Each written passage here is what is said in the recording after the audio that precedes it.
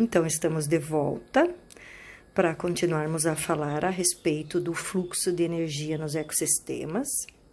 Lembrando que a energia flui no ecossistema através de níveis, que os ecologistas denominam níveis tróficos. Esses níveis podem ser representados especificamente por seres que graficamente vão constituir aquilo que pode se chamar de uma cadeia alimentar ou de uma teia alimentar.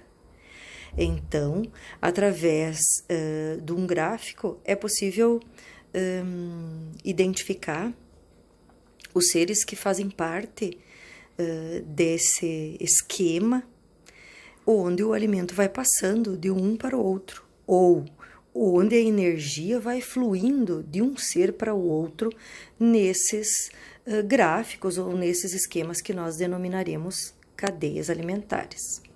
Então, existem 3 níveis tróficos que compõem as cadeias e as teias alimentares. O primeiro nível representado pelos produtores, né? Os seres fotossintetizantes.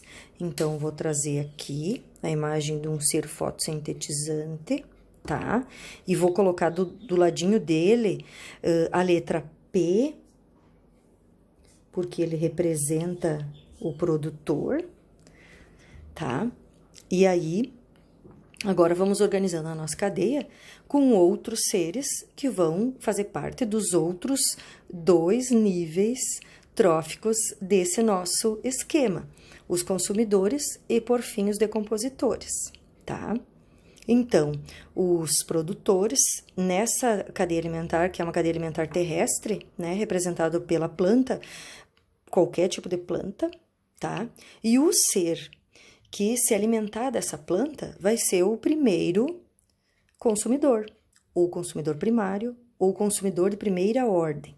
Então, tenho aqui um gafanhoto, tá? Então, ele vai ser o nosso consumidor primário. E aí, lembrando que a energia sempre vai fluir, né, do produtor para os demais níveis tróficos, numa mesma direção.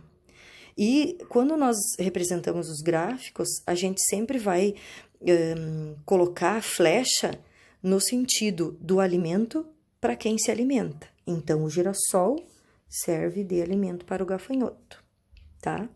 O gafanhoto, por sua vez, poderá servir de alimento para um outro indivíduo, um pássaro. Esse pássaro nós vamos denominar consumidor secundário ou consumidor de segunda ordem. Este indivíduo poderá servir de alimento para um outro animal que nós estaremos denominando consumidor terciário ou consumidor de terceira ordem, tá?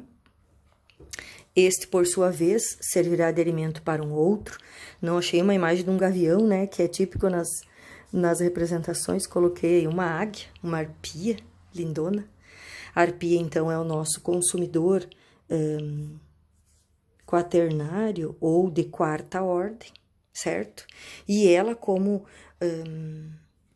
pode servir de alimento para um outro consumidor.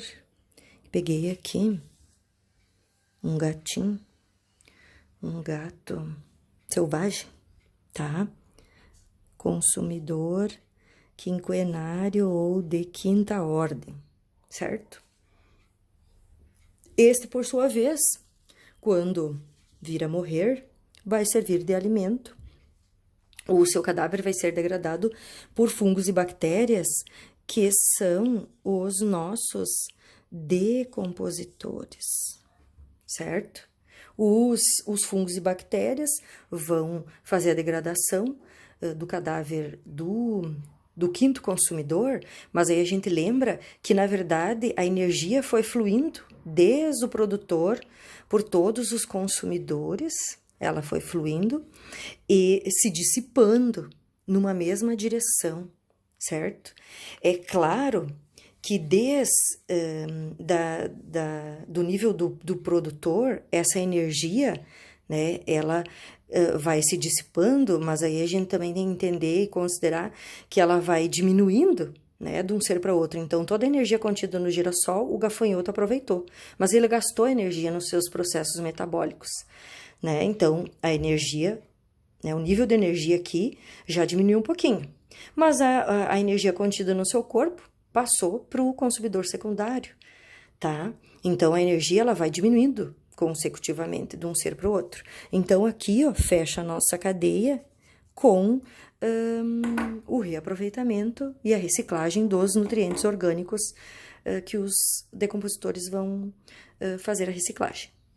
Bom, outros seres podem estar fazendo parte desse gráfico. Então, quando mais de uma cadeia alimentar se transpassar, nós podemos, então, denominar esse gráfico de teias alimentares. Então, nós poderíamos acrescentar aqui, ó, um inseto, tá? Que se alimenta do girassol. Então, ele seria consumidor primário também, né? Ele poderia servir de alimento para um outro indivíduo. Então, o sapo, né? O sapo pode servir de alimento para o pássaro, né? Pode servir de alimento para a cobra. O gafanhoto pode servir de alimento para o sapo também, né? O sapo pode servir de alimento para a águia, para a arpia. E aí eu vou acrescentar um outro indivíduo aqui, ó, bem danado, né? Que poderia estar aqui, ó. Poderia colocar ele aqui, ou acho que eu vou colocar ele aqui, né? Vou colocar ele aqui no meio. Um grande predador, tá? Mas aí, ó, ele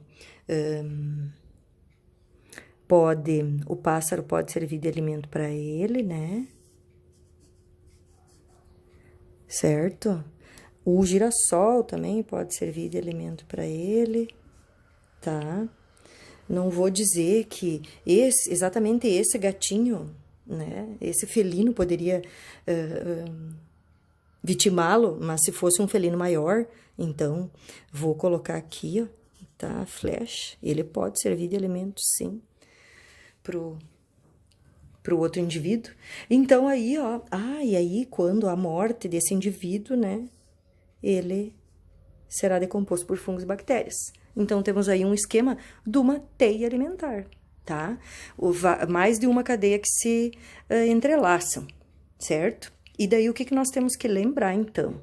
Ó, primeiro, nível trófico, representado pelos produtores.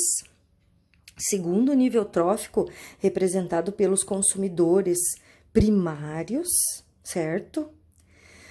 Terceiro nível trófico, representado pelos consumidores secundários, né? Quarto nível trófico, representado pelos consumidores terciários e assim por diante, tá bom?